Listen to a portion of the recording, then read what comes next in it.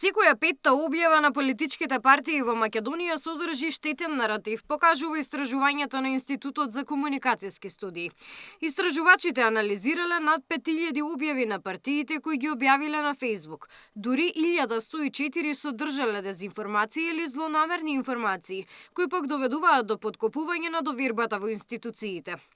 Од употреба на штетни наративи не се штеделе ниту лидерите на партиите. Од вкупно анализирана 621 објава, во истражувањето е нотирано дека во 155 од нив имало штетни наративи. Кога гледаме таа негативна реторика, колку простор зазема од јавната комуникација, некако имаме потреба за да укажеме дека нешто мора да се промени. Црните кампањи и навредливите реторики се најчести пред избори.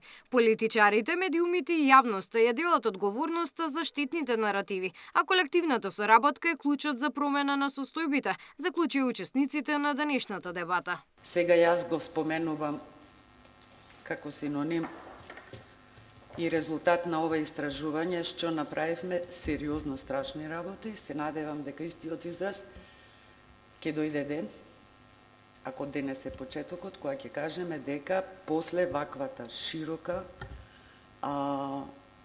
општествена акција сме направиле резултат што резултирал со драстично намалување на штетните наративи. Ако зборуваме за тоа дали политичарите се свесни во однос на употребата, мислам дека да.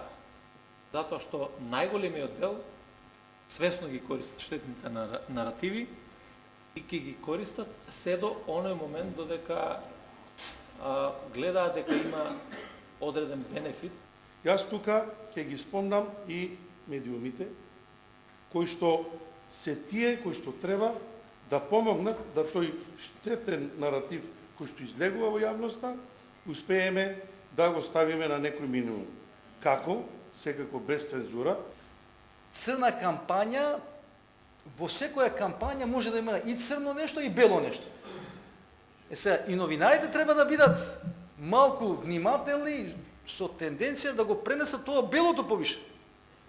Сега, новинарите имаат тенденција секојаш со црното сигурно ќе имаат повеќе гледаност. Истражувањето штетна и водичот гордевиот јазол на штетните наративи во политиката и во медиумите се дел од проектот Корисни факти, поддржан од британската амбасада во Скопје. Во истражувањето во периодот од 9 месеци од септември 2023 до мај 2024 се следеле наративите на политичките актери. Габриела Лескова, Сител телевизија.